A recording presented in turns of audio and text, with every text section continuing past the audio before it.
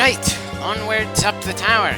Definitely appreciate the save point, and hopefully that means we're near the end of this dungeon, but that might just be wishful thinking on my part. There's also the issue that we've got plenty of random encounters to deal with, regardless of how far we actually have to walk.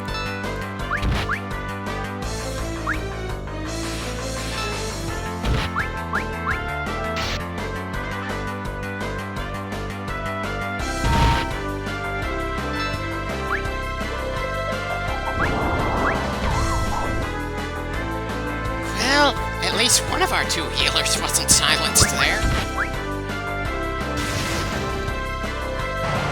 Though, apparently his fire sword doesn't have the sort of bite I was hoping against that sorceress. How much of that was because she's in the back row, and how much is because she's fire resistant in general?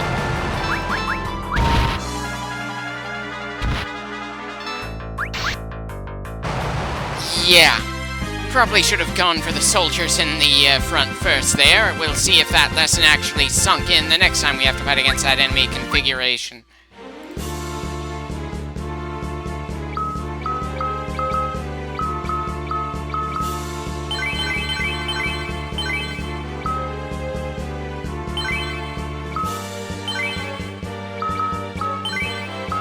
Okay, burned through a good amount of Cecile's MP in a hurry, but he's still got a good amount more to work with. Well, this seems important.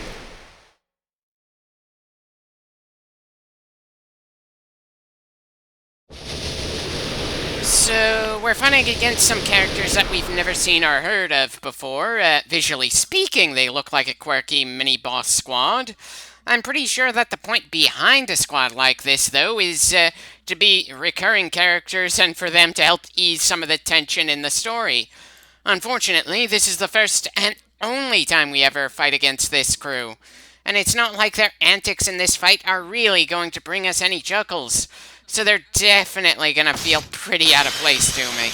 Which isn't helped by the fact that their clothing doesn't seem like it fits the setting at all.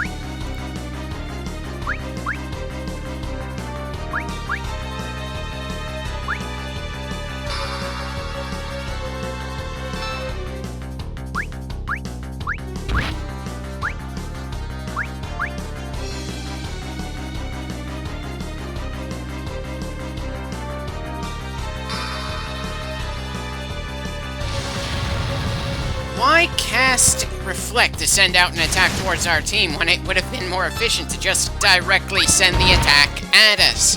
It's not like I've cast anything like Reflect that they would need to work their way around, and I'm pretty sure that Reflect means they can't just heal the girl they cast it on.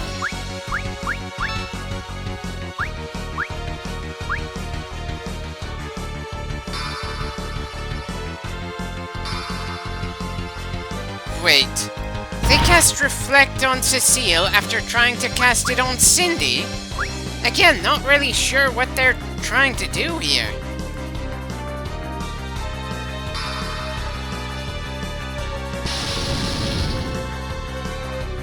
Okay, maybe they know that I've been using healing magic to keep us in good shape and want to use this to screw with that kind of tactic. And of course, I fall for it since I'm apparently sleepwalking here. God. Ah, well, the healing went to someone who wasn't even hurt, so it's not like we ended up helping the enemy there, so that's something.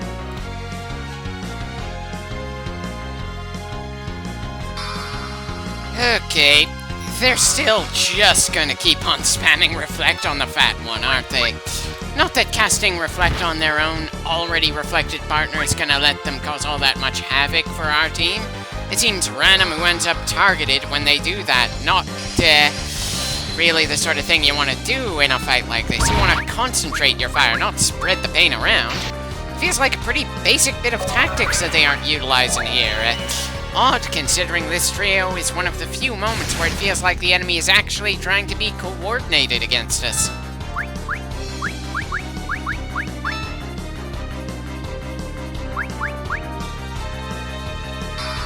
Another Reflect? Ah, apparently her original Reflect wore off at some point. Too bad for them, I'm not the offensive spell type, so that doesn't help them much. Right, 1 down, 2 to go. Think I'll go for the kid next. She's the one flinging around the offensive magic. I'm not really expecting much offense from the tall one, even if she's got a rather long spear in her hands. This crew feels like they just aren't all that capable of holding their own without the full trio.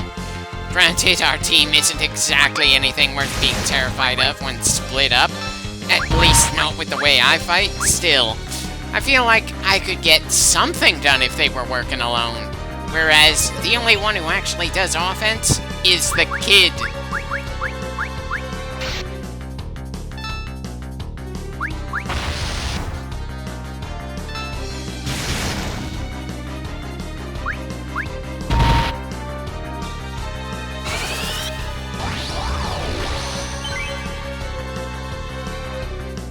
Well, that was a good amount of MP from the tall girl. Understandable, she's been throwing around support spells left and right. Of course she's got a lot to spare, but she feels like the least threatening of the three, so she goes last.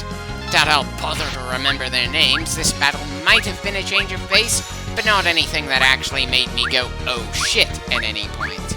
And again, these characters only ever show up for this fight. They have no other part to play in this story. They have no way to really show off any quirky personalities. So if they don't make a major impact with their first impression, that's it. They're done.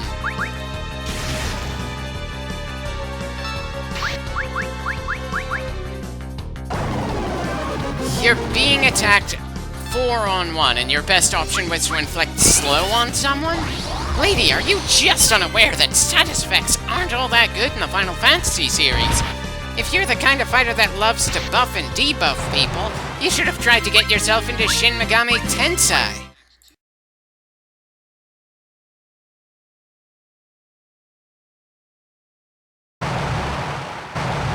Apparently, outside of the battle screen, they don't fade away in the order you actually killed them. Anyway, this might be paranoid on my part, but I think I'll save again before moving on. Sure, that fight wasn't all that taxing despite how long it took, but still, I'd rather not deal with some major surprise that forces us to go through it once again, once we get past the door they were guarding.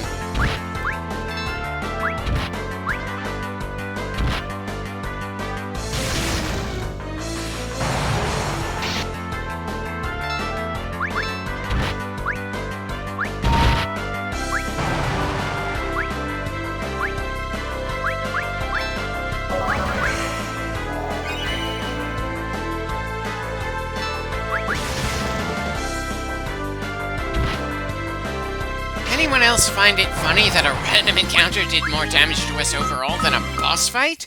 I swear I have this weird impression that the random encounters are just strangely scaled in this game. No clue why.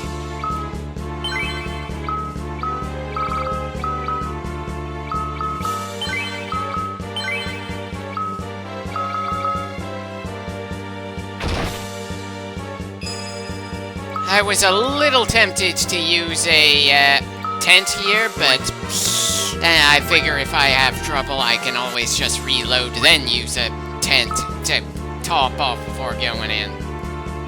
I certainly doubt we're gonna see another save point between here and the next major encounter, and we certainly didn't get this far by being absolutely reckless. Just all too cheap when it comes to healing items.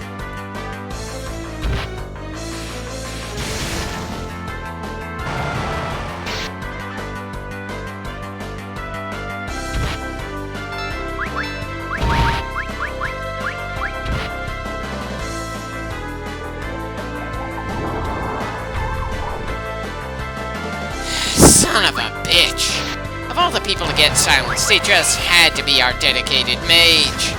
And of course, he can't cast Osmos to gain MP again if he's got those damn dots coming out of his mouth.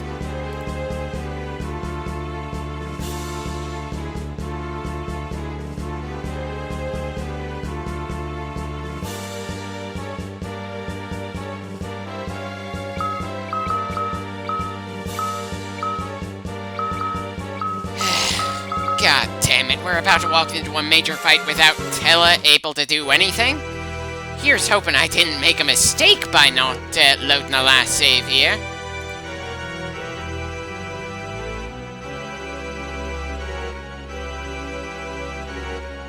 Again, this is the crappiest prisoner exchange I have ever seen. Probably not the best thing to say when your servant there is pretty enthralled by the girl.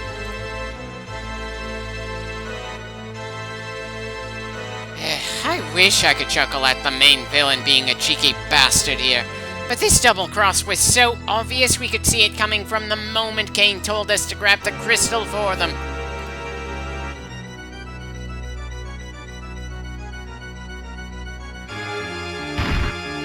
Tella, what the hell are you doing? You're in no condition to fight. Wait, he's now got full health, full MP, and isn't silenced. I guess this is a scripted scene, not an actual fight. And good God, Bio is one of the stronger spells, and it barely did anything to the bastard. Okay, that was better, but not exactly worth the sheer amount of MP he's spending per shot. That armor's gotta have some anti-magic properties to it or something.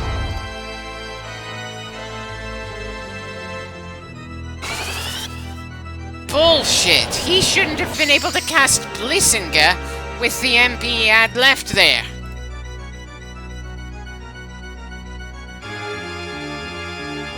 Well, maybe he would have survived if it was his open and move or something. He's already spent more energy than his body has to offer.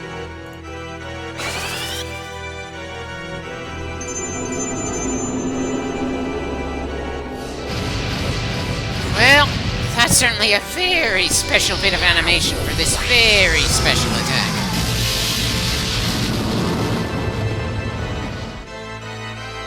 And he just inflicted the maximum amount of damage that a single attack can cause. Wait, what? Golbez, our main villain, dying in a cutscene? I'm sorry, I don't believe that.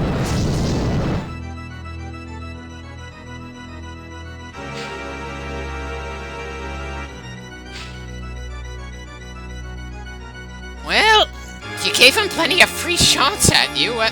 By the way, just why the hell did the other three heroes just stand around doing nothing while all of that happened? They had plenty of time to at least try to contribute some damage or do some other things to help Tella against this bastard or be distracted by Cain. Guess it makes sense that Tella didn't manage to actually kill Golbez there, just hurt him badly. Golbez is too important to the story. But, I still can't help feeling that could and should have been done better.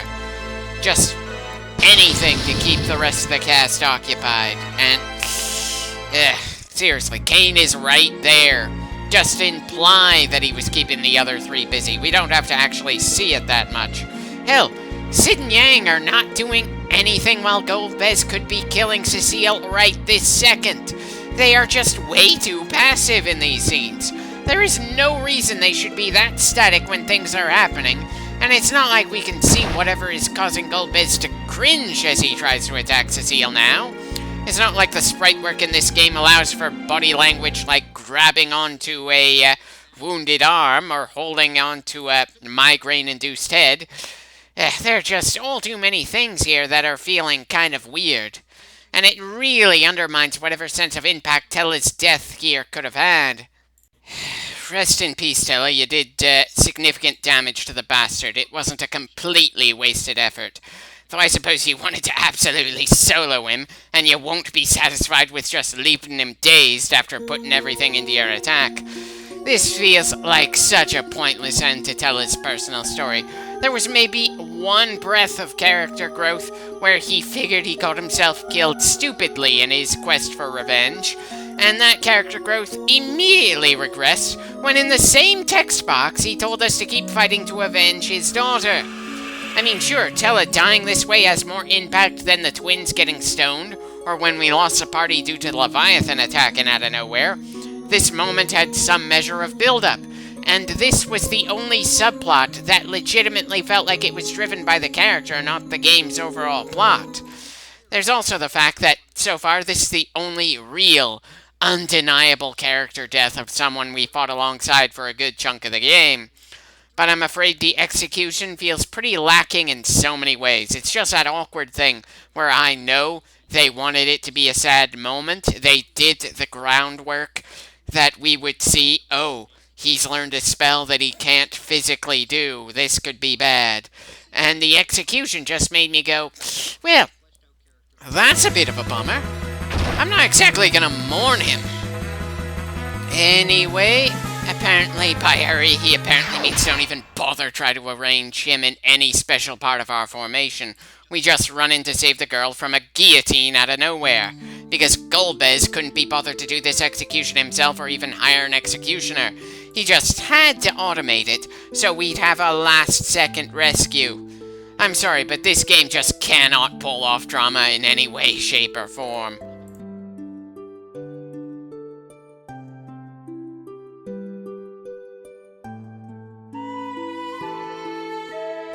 I hate to interrupt the not-so-touching moment, but now really isn't the time or place for romantic gestures outside of just saving her life. We're still in the main villain's current headquarters, and it's not like Tella killed the bastard.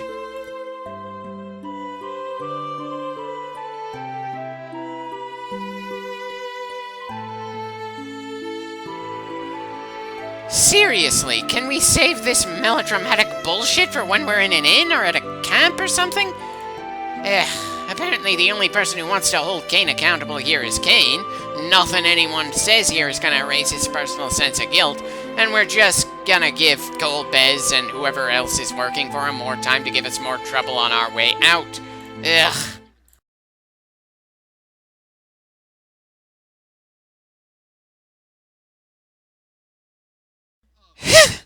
Yeah, thank you for that, Sid. That one line from him just put me into such a laughing fit when I was recording that it took me a bit to actually hit the button and move on.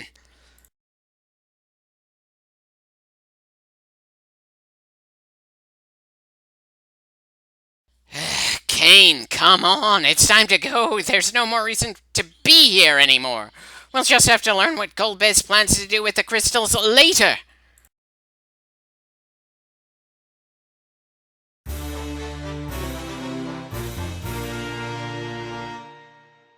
So, lose one party member and gain two more. Certainly feels fair enough to me, especially since Rosa is so much better as a medic, that it's actually kind of hilarious. Of course, not so hilarious is the fact that now we've got 4 characters that are physical-focused fighters, and with the way the game's formation system works, we can have at best just 3 on the front line.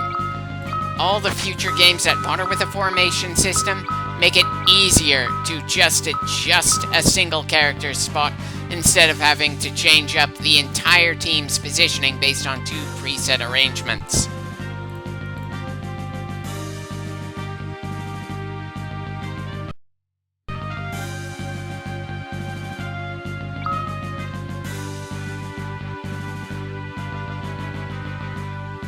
Wait, Cecile, what do you mean Rosa saved you all? We're the ones that came in to save her at the expense of probably the entire world because of what we had to exchange.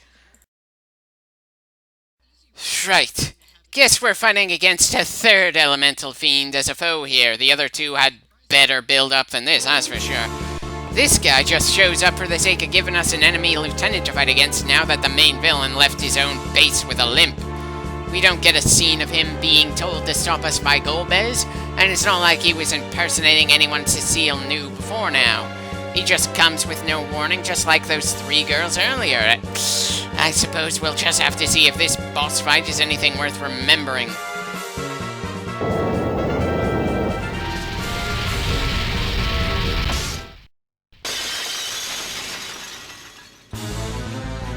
My mistake, it's a woman. Not that the dialogue made it clear one way or the other.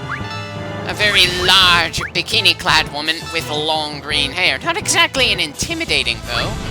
Really makes me miss the likes of Tiamat with the original Final Fantasy. So, the only one who's able to land hits when she's in the tornado form is Kane, the very man we just regained. and the game felt the need to outright tell us that. I'm sorry. This feels less like a major boss fight and more like a glorified tutorial for a new character. One that we already got at least a little familiar with on our way to the village of Mist back at the start of the game. Just pretty strangely thought out here.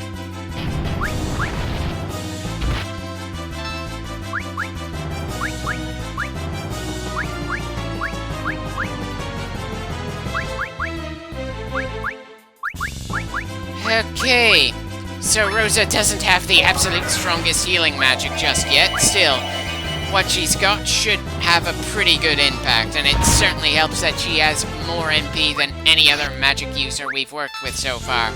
So long as she's in the fight, we have no worries.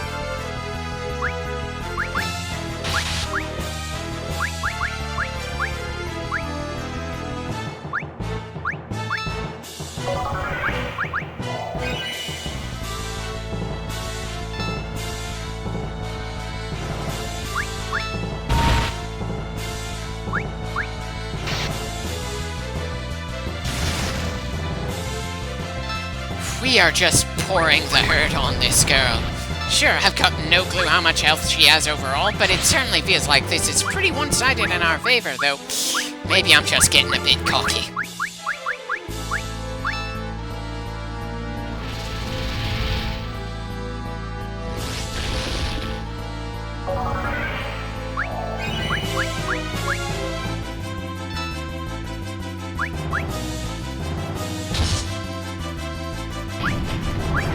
Right.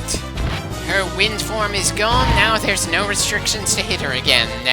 Really feels odd that the game decided to tell us exactly how to counter that specific move when we're 20 clips into this game.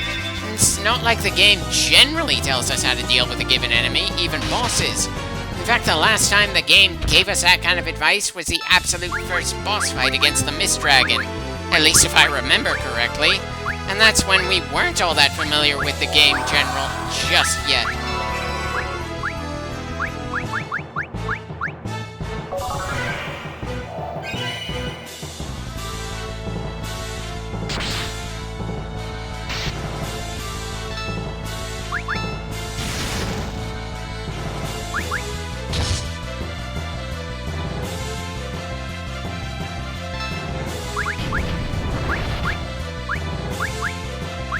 Right.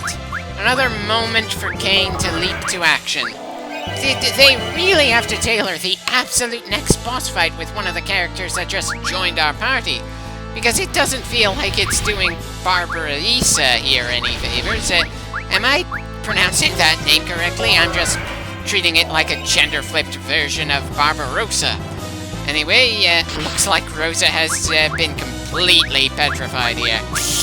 Kind of awkward since this is her return as much as it's Kain's return as well. And again, I did not pack all that many items into our bag before we left for this dungeon.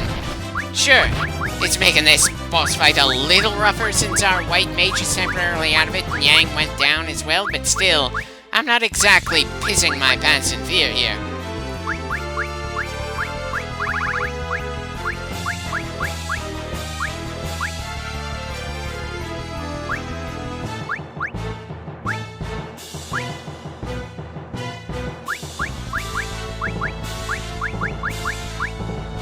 Definitely don't have too many healing options when our white mage is out of the fight, but that feels more like an issue with how I prepared for things than anything specific about this boss.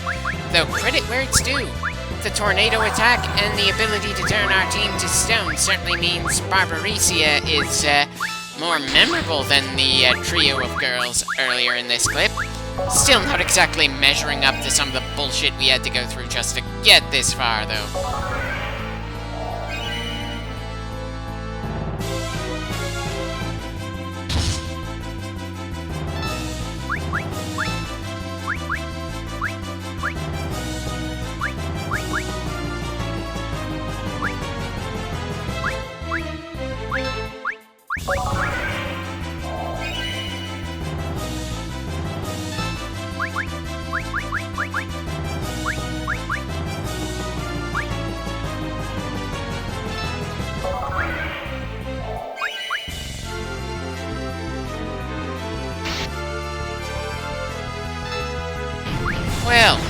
look at that.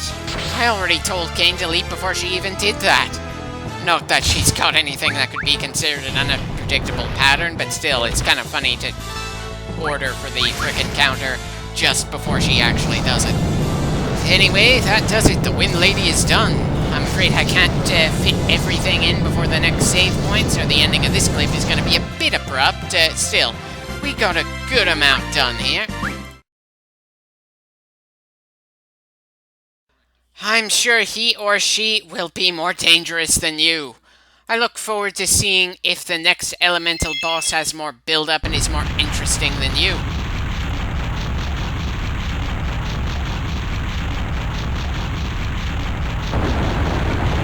So, this tower has a self-destruct sequence? Ugh, how original. Unfortunately for you, we have a very easy way to escape, apparently. Though it certainly makes me wonder why Rosa was held captive here if she had this means of getting the hell out of prison on her own.